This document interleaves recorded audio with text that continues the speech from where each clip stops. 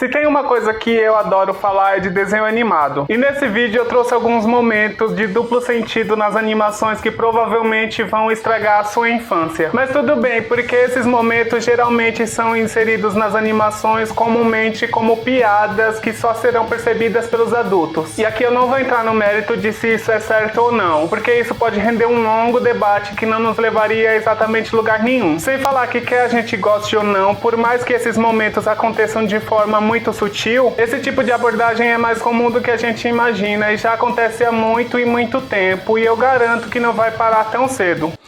Tá bom. Oi, eu sou o Raoni Soares. E por mais que muitos filmes infantis também tragam lá os seus momentos de duplo sentido, nesse vídeo eu vou trazer só as animações em série. Mas uma coisa que eu percebo é que muitos deles acabam fazendo parte de uma geração mais antiga, porque os desenhos atuais são muito mais didáticos e infantis possíveis. Embora volta e meia ainda traga um momento ou outro como esse. Mas só quem cresceu lá por volta dos anos 90 e 2000 talvez tenha visto isso com muito mais frequência do que hoje em dia. Eu vou começar falando sobre o Bob Esponja, que é uma das animações nessa lista que carrega mais piadinhas de duplo sentido. Tanto que seria possível fazer um vídeo falando só sobre os momentos nesse desenho, sendo que alguns deles são extremamente explícitos. Como na cena em que o Bob Esponja tá assistindo TV totalmente empolgado, até que o Gary chega e ele muda de canal rapidinho, nitidamente constrangido. Hoje em dia a gente que é adulto sabe exatamente o que ele estava assistindo. Ui, que delícia! Fora esse momento, no episódio Hora do Banho, o Bob Esponja acaba fazendo de tudo para dar banho no Gary, incluindo transformar a banheira em um baú de tesouro. Então ele tira da banheira 2 sabonetes, coloca no chão enquanto dá uma piscadinha pro Gary e ele diz: "Não deixe cair". Isso fazendo alusão a uma história que diz o que acontece com as pessoas quando elas deixam seus sabonetes caírem quando estão na prisão. E se você não sabe o que acontece, dá um Google aí, porque não vou ser eu que vou falar. Só que na dublagem, essa frase do Bob Esponja acabou virando "não vai perder", Não vai perder, hein? o que tirou totalmente o duplo sentido dessa cena. Ren e Stimpy é um desenho da Nickelodeon que provavelmente muitos nunca ouviram falar. Lançado entre 1991 e 1996, ele ganhou um total de 52 episódios e carrega muitos e muitos momentos adultos e situações absurdas. Indo de insultos problemáticos até insinuações sexuais, esse desenho acabou se tornando um problema total. Em 2018, John Kricfalusi, o criador do desenho, foi acusado de pedofilia, de ameaça de estupro e consumo de pornografia infantil. Tá pior do que... sabe? Não tem nem palavra. Ren e Stimpy acaba trazendo diversas cenas que podem ser completamente constrangedoras de assistir. Como na cena em que Ren coloca uma serra amarrada no seu quadril e começa a serrar um pedaço de madeira nas costas de Stimpy, fazendo uma alusão a exatamente isso que você deve estar pensando aí.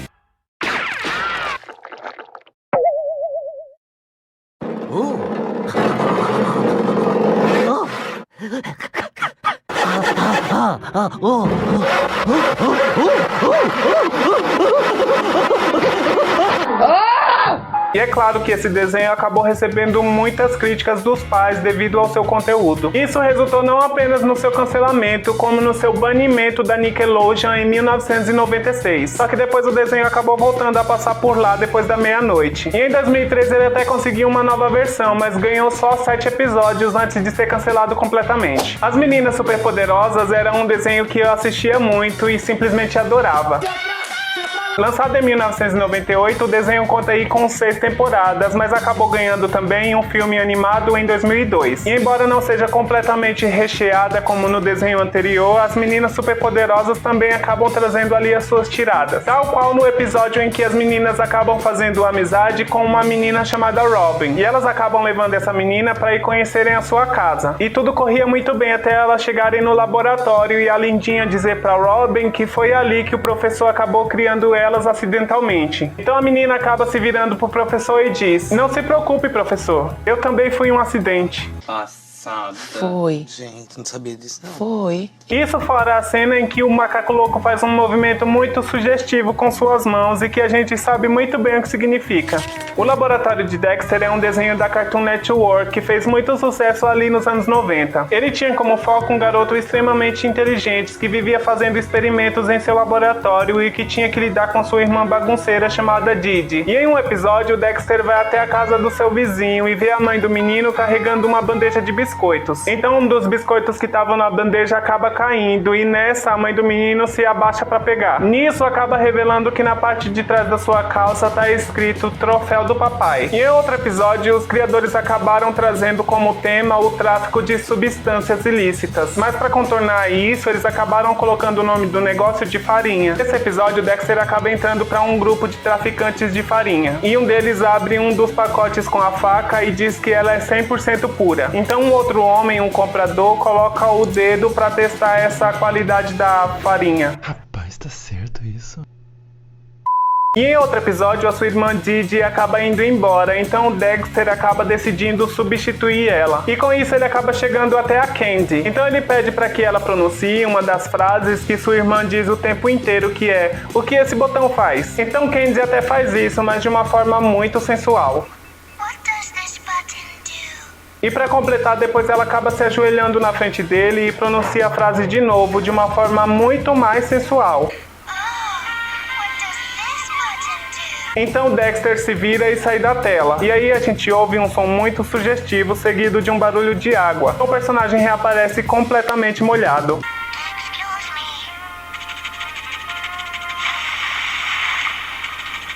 O que será que ele estava fazendo? Deixa de ser safada. Eu não tô sendo safada. He-Man e os Defensores do Universo foi uma animação lançada na década de 80 e contou aí com 130 episódios. Esse desenho acabou se tornando um clássico cult e fez parte da infância de muita gente, inclusive da minha. E embora ele seja um desenho totalmente educativo e ainda traga uma lição no final de cada episódio, existe um momento específico que é até bizarro de assistir hoje em dia. No episódio A Criança Estelar, o He-Man salva uma garotinha que tinha acabado de cair em um buraco. Depois de salvar a garotinha, ele senta na cela do gato guerreiro e coloca ela sentada em seu colo. E é aí que acontece a bizarrice, porque o movimento que acontece em seguida é um pouco complicado. Vem. Devagar, gato, devagar. E eu nem tenho o que falar sobre isso, mas se tem uma coisa que eu tenho pra dizer é pedir pra você deixar o seu like se você estiver curtindo esse vídeo, porque isso é extremamente importante pro engajamento do meu conteúdo. Então não esquece, Liga da Justiça é um dos desenhos que mais marcaram a hora do almoço de muita gente. É sem sombra de dúvidas um dos melhores desenhos de super-heróis já feitos. Embora não traga tantos momentos de duplos sentidos, ele ainda tem um ou outro. E aqui o Flash, antes mesmo de tentarem emplacar um filme da Liga da Justiça, já era o lado cômico, o que fez com que ele acabasse protagonizando algumas cenas bem inusitadas. Sendo um completo paquerador e exibido, em um episódio ele acaba tendo um diálogo bem curto com a Mulher Gavião, que pode passar despercebido por muita gente. E nele o Flash tá se gabando dos seus atos heróicos e de ser o homem mais rápido que existe. E nisso a Mulher Gavião responde: "Sou o mais rápido do mundo." Agora eu entendi porque você não tem namorada.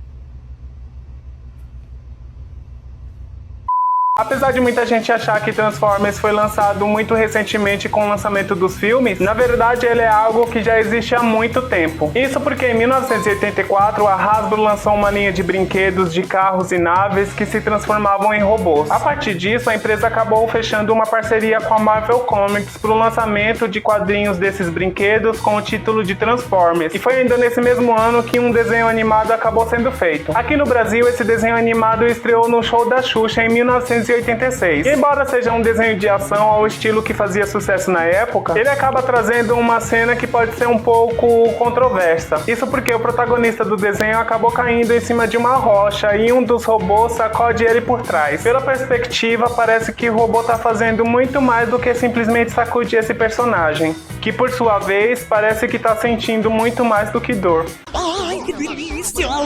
Rugrats, Os Anjinhos, é um desenho completamente icônico que eu me lembro lembro de assistir muito na TV Cultura, que era um dos berços das melhores animações que eu assistia na minha infância. Lançado em 1991, só por causa de você ainda não conhecer, esse desenho acompanha alguns bebês que estavam descobrindo as coisas. E por mais que fossem coisas extremamente simples, pra eles era como se fossem aventuras épicas. E como ele tá nessa lista, é claro que existem alguns momentos de duplo sentido que acabam acontecendo ao longo dos episódios. Não me diga! O primeiro deles acontece quando o vovô leva os bebês pra assistirem alguns filmes que ele acabou alugando. E conforme ele vai mostrando pras crianças a capa dos filmes que ele pegou, ele passa por um que diz que aquele é pra quando as crianças já estiverem na cama. O que será que isso significa? Outro momento desse desenho acontece quando os bebês recém-nascidos conversam, no que um deles diz: "Cara, eles cortaram meu cordão", se referindo, obviamente, ao cordão umbilical. Nisso, outro bebê, olhando para dentro da própria fralda, diz: "Considere-se sortudo". E essa foi uma clara alusão à circuncisão. Esse desenho também carrega outras piadinhas que, por se tratarem de bebês, acaba sendo um pouco bizarro de pensar que eles tiveram coragem de colocar isso em um desenho. Isso porque algumas delas acabam carregando uma conotação sexual, o que é completamente desnecessário. Por favor, o que acha disso?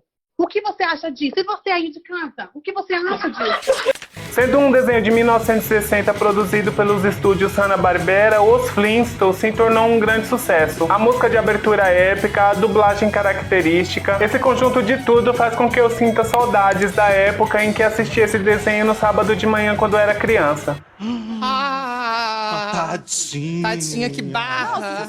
Acompanhando a vida de duas famílias de classe média durante a Idade da Pedra, esse desenho era carregado de críticas sociais que são atuais e válidas até os dias de hoje. Os protagonistas Fred Flintstone e Barney Rubble eram, além de vizinhos, melhores amigos, e juntos eles acabavam rendendo momentos muito inusitados. Fred era um homem bem mais ranzinza e até um pouco abusivo com sua esposa Vilma, enquanto o Barney era muito mais engraçado e bem gentil com a sua, que se chamava Betty. E o momento em questão acontece em um episódio onde os dois entram em uma loja e o Fred pergunta pro Barney o que ele pretende comprar. Barney responde que levaria alguma coisa que fizesse com que ele parecesse bem mais alto. Então o Fred rebate e pergunta se ele ia comprar uma cabeça nova. Barney então se vira pra ele e pergunta: "Pra que eu vou querer 3 cabeças?" O quê?